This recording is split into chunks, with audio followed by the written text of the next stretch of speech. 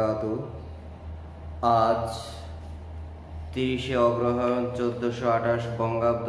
আমি আবু হানিফ মুন্সি ফরহাদ আজকে হাজির হয়েছি নবম দশম শ্রেণীর শিক্ষার্থীদের জন্য বাংলা ভাষার ব্যাকরণ বা বাংলা দ্বিতীয় পত্র থেকে প্রথম অধ্যায় প্রথম পরিচ্ছেদ পর্ব 5 ফার্সি শব্দ এই পাঠ নিয়ে হাজির হয়েছি। তোমাদের সকলকে স্বাগত জানাচ্ছি। এই অগ্রহায়ণের শেষের দিকে কুয়াশা ভেজা সময়, আশা করছি তোমরা সবাই ভালো আছো। আরবি শব্দ গত পর্বটিতে দেখিয়েছিলাম, এই পর্বে ফার্সি শব্দ, তবে ফার্সি শব্দটা একটু ভিন্ন আঙ্গিক উপস্থাপন করব, ইচ্ছা পোষণ করেছি। তো চলো পাঠে চলে যাই। তো আগে জানি এই ফার্সি শব্দটা হলো শব্দ পার্সি, এই পার্সি থেকে আসছে। আর পার্সি বলতে বোঝা যায় পারস্য। পারস্য পারস্য হলো ইরানের পূর্ব নাম। ইরানের অধিবাসীদের ভাষা হচ্ছে ফার্সি। ওই ইরানের ফার্সি যে ভাষাটা, ওই ভাষা থেকে কিছু শব্দ আমাদের বাংলা ভাষায় চলে আসছে। কিভাবে আসছে?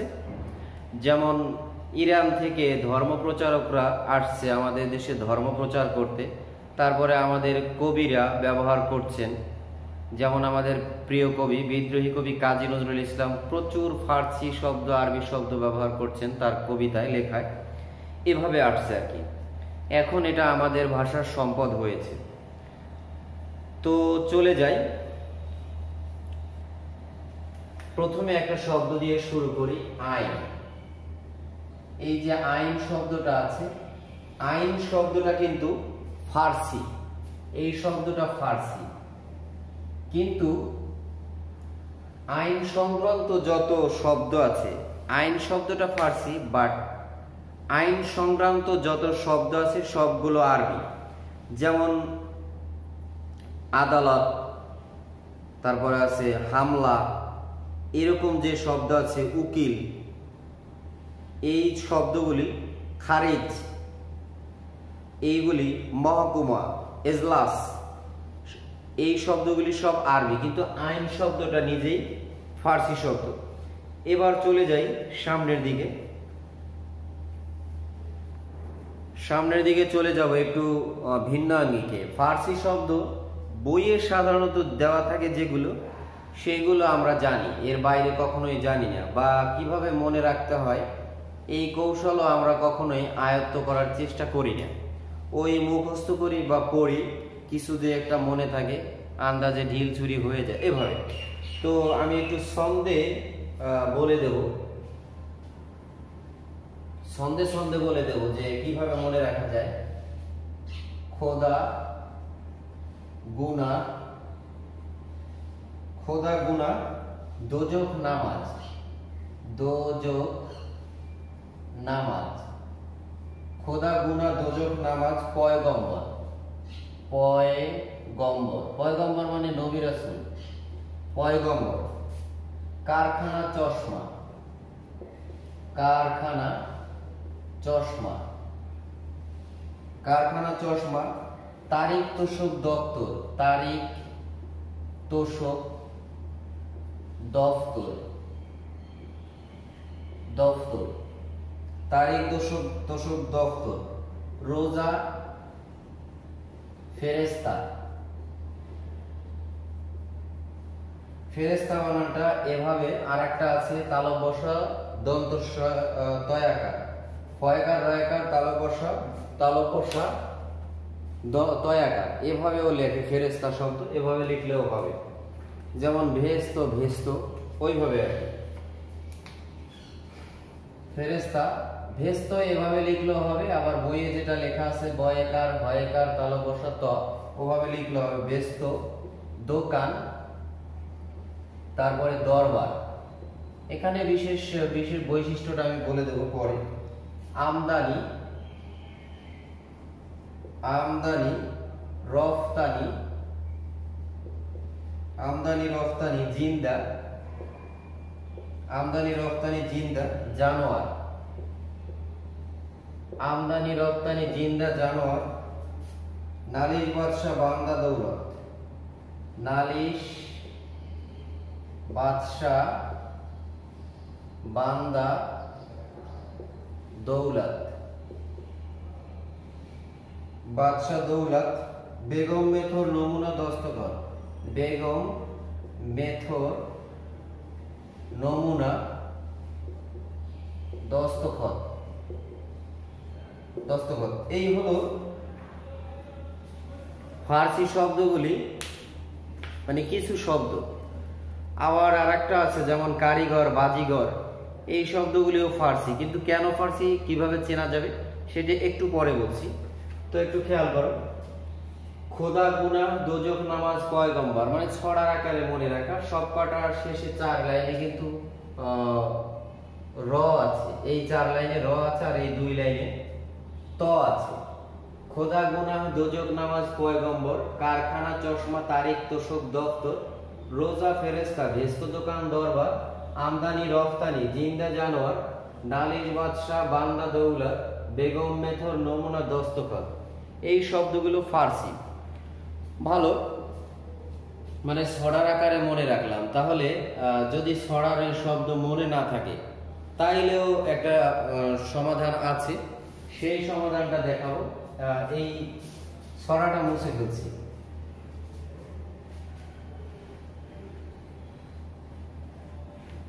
সেটা হলো ফার্সি ভাষায় শব্দের শেষে যেসব প্রত্যয় দেখে চেনা যাবে। ফার্সি শব্দের শেষে যেসব প্রত্যয় দেখে চেনা যাবে, যেসব প্রত্যয় দেখে চেনা যাবে, মানে কিছু শব্দের শেষে প্রত্যয় আছে না, যেমন সংস্কৃত প্রত্যয়, বাংলা তদ্ধিত প্রত্যয়, আবার উপসর্গ, সংস্কৃত উপসর্গ, বাংলা উপসর্গ, আবার আছে আরবি, ফার্সি, এই নানান ভাষার উপসর্গ দেখে চেনা যায় এইটা ওই ভাষার। তাহলে এভাবে ফার্সি ভাষারও কিছু প্রত্যয় দেখে চেনা যাবে যে এইটা ফার্সি ভাষার শব্দ। যেমন গড়, গড় একটা প্রত্যয়, যেমন কারিগর, কারিগর। তারপরে আমরা বলতে পারি সওদাগর, সওদাগর, সওদাগর। আবার আছে কর, গড়, কর, এটা হলো বাজিকর, জাদুকর। ঠিক আছে, বাজিকর, জাদুকর, কর দেখে চিনলাম। তারপর আছে দাঁড়, দাঁড় ফার্সি প্রত্যয়। ঝাড়ুদার, ঝাড়ুদার। আছে চৌকিদার, ঝাড়ুদার, চৌকিদার। তারপরে আছে আমরা নিতে পারি অংশীদার, অংশীদার। আর বংশীদার হবে নাকি? না, সম্ভাবনা নাই, বংশীদার হওয়ার সম্ভাবনা নেই। তারপরে আছে বাজ, বয়াকার বর্গীয় যা, বাজ। বাজ দিয়াটা হবে চাপাবাজ, চাপাবাজ, ধোকাবাজ, ধোকাবাজ। এরপরে আছে বন্দি, বন্দি। বন্দিটা হলো রাজবন্দি, গৃহবন্দি, পানিবন্দি, যা থাকো। কারাবন্দি, নজরবন্দি, না রাজবন্দি, কারাবন্দি, নজরবন্দি। এই জায়গায় রস্বইকার হবে, আমি দীর্ঘইকার পুরানো নিয়মে দিচ্ছি আর কি, বর্তমানে হয় রস্বইকার, গৃহবন্দি। ঠিক আছে, কারাবন্দ, রাজাবন্দি, কারাবন্দি, এখানে ব দেয়নি আবার, কারাবন্দি, কারাবন্দি, গৃহবন্দি, নজরবন্দি, নজর, নজর বন্দি।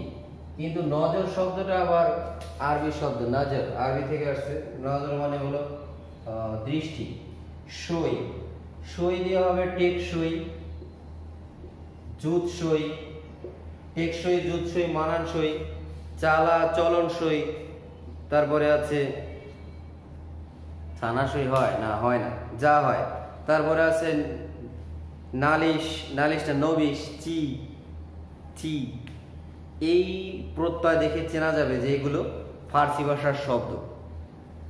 তো ফার্সি ভাষার শব্দ এইটুকু টেকনিক আর কি আমি জানি। আর ফার্সি ভাষার শব্দ টেকনিক আমার কাছে একটু অজানা, এতটুকুই আমি জানি আর কি। তবে শব্দের শেষে এই করগর থাকবে, ঠিক আছে। করগর যদি থাকে আর সেটা যদি পেশা বোঝায় তখন তা ফার্সি শব্দ। ফার্সি শব্দ তখন হবে যখন এটা দ্বারা পেশা বোঝাবে। পেশা বোঝালে করগরের কথা বলছি, কর আর গর এইটা শব্দের শেষে থাকবে যদি পেশা বোঝায়, মানে কাজ। আমার পেশা কি? শিক্ষকতা। এভাবে পেশা বোঝাইলে তাহলে সেটা কি? ফার্সি শব্দ। তো ফার্সি শব্দর ভান্ডার এই পর্যন্ত, তথ্য ভান্ডার। যদি কিছু জানার থাকে, বলার থাকে, কওয়ার থাকে, কমেন্ট করে বলা কওয়া যাবে ইনশাআল্লাহ। আগামীতে ফার্সি শব্দের পরে কি শব্দ আছে? ইংরেজি শব্দ। ইংরেজি শব্দ আলোচনা করব, তবে অল্প, কারণ এটা সবাই পারে কম বেশি।